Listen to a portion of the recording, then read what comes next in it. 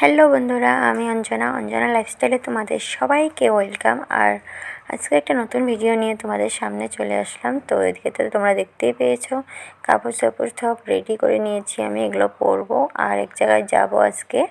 তো স্নানও হয়ে গেছে আমার সকাল সকাল, আর এদিকে রেডি আমি কমপ্লিট। আর বর্মশাই আমাকে বলেছে এক জায়গায় ঘুরতে নিয়ে যাবে, তো শুনে তো আমি ভীষণ খুশি। তার জন্য এদিকে দেখো আমরা বের হয়ে গেছি যাওয়ার জন্য। বড়মশাই পুরো হেলমেট পরিষ্কার করে একবার গাড়িতে করে বসে নিয়েছে, আর আমার জন্য বসে আসছিল। তো আমি এখানে বসে পড়লাম, এখন আমরা চলে যাব। তো আমি কিন্তু অনেকবার জিজ্ঞাসা করেছি যে কোথায় যাচ্ছ আমাকে বলো, কিন্তু আমাকে বলেনি। যেতে থাকো, জানতেই তো পারবে কোথায় যাব। এটা সারপ্রাইজ, আগে যদি বলে দিই কীভাবে হবে। তো বলতেছে, তো আমিও ভীষণ খুশি, বা আজকে সারপ্রাইজ অনেক দিন পরে, তো অনেক খুশি আমার শুনে। তো এদিকে আজকে কিন্তু বর্মশাই আমার জন্য গাড়ি নিয়েও যায়নি, আমাকে ঘুরতে নিয়ে যাবে তার জন্য। তো দেখো এই যে আমাদের একটা গণেশ মন্দির এখানে। তো আমি ভাবছি এখানে বোধহয় নিয়ে এসেছে, কিন্তু না। দেখো এটা আমাদের গণেশ মন্দিরের রাস্তাটা। তো ওই যে ব্রিজ, আমাদের নলবাড়ির ব্রিজটায় উঠে পড়লাম। এই যে, আর ওই দিক দিয়ে রেল লাইন। আর ওই যে দেখো হরি মন্দিরটা কত সুন্দর দেখা যাচ্ছে। দাঁড়াও তোমাদেরকে কাছের থেকে দেখাচ্ছি, অনেক সুন্দর কিন্তু হরি মন্দিরটা। অনেকে তো এসেছো আর অনেকে আসনি, তো তার জন্য তোমাদের সাথে ভাবলাম শেয়ার করি অল্প। ওই যে দেখো মন্দিরটা, একদিন তোমাদেরকে ঘুরিয়ে দেখাবো। তো এই দেখো আমরা যে জায়গাটায় আসার জন্য ঘরের থেকে বের হয়েছি, এই জায়গায় এসে পড়েছি। আর দেখে তো আমি ভীষণ খুশি, কারণ আমি শিব বাবাকে অনেক ভালোবাসি। তোমরা তো জানোই, তোমাদেরকে বলি যে আমাদের অ্যানিভার্সারিটাও আমরা শিব মন্দিরে পূজা করেই শুরু করেছি দিনটা। তো ওই যে আজকেও কিন্তু আমার বড়মশাই আমাকে শিব মন্দিরে নিয়ে এসেছে, কারণ ও জানে আমি শিব মন্দির অনেক ভালোবাসি, আর শিব ঠাকুরকে তো ভীষণ ভালোবাসি।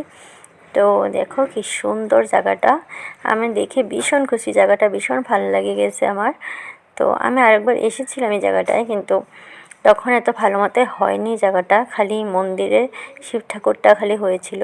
আর এখন তো এসে দেখি বাহ কি সুন্দর করেছে জায়গাটা, পুরো ফুল ছুল লাগিয়ে পুরা ডেকোরেশন করে বহুত সুন্দর করেছে। আর এই মন্দিরটা তো নতুন করে হয়েছে, ভীষণ ভাল লাগছে জায়গাটা, জানো বন্ধুরা। আর এই যে শিব বাবাকে দেখে তো আমি আরও ভীষণ খুশি। আর এখানে আমরা দোকানে চলে আসলাম, এখানে আমরা প্রদীপ নিয়ে নিব। আর এই যে দেখো ঠাকুরের মূর্তিগুলো কত সুন্দর, কত কিউট, তাই তোমাদের সাথেও ভাবলাম শেয়ার করি। আর এই যে দেখো আমরা প্রদীপ নিয়ে নিয়েছি, এখন এখানে প্রদীপটা জ্বালাবো। আর দেখি তো উপরে যদি জল ঢালতে পারা যায় তো জলও ঢালবো, সবটাই তোমাদের সাথে শেয়ার করব, তোমরা ভিডিওটা দেখতে থাকো। আর এখানে আমরা স্যান্ডেলগুলো খুলে নেব। আর ওদিকে বড়মশাই আগে এসে একবারে জুতো খুলেও নিচ্ছে, তো আমি এখানে খুলে নিলাম স্যান্ডেলগুলো। আর আমি ভালো হয়েছে, আমি ভাবছিলাম ফার্স্টে চুড়িদার পরে আসবো, পরে আমি ভাবলাম যে না, শাড়ি পরে যাই।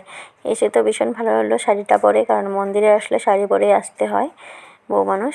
তো এই যে দেখো কত সামনের থেকে শিব ঠাকুরটা, ভীষণ সুন্দর, ভীষণ ভাল লাগে আমার শিব বাবাকে।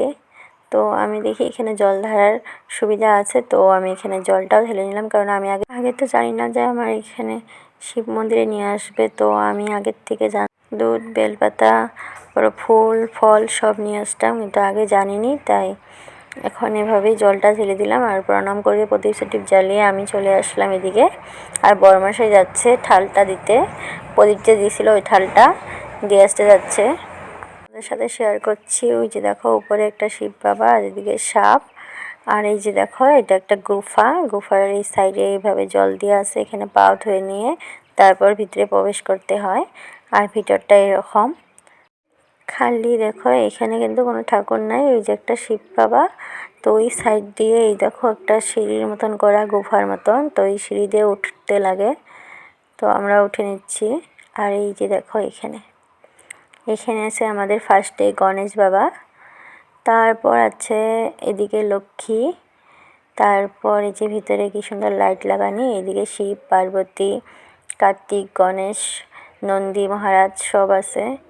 তো ওই সাইডে সরস্বতী, আর এটা বা কী জানি না। আর এদিকে কার্তিক ঠাকুর, আর ওই যে ওদিকে ওইটা বা কি আমিও ঠিক জানি না।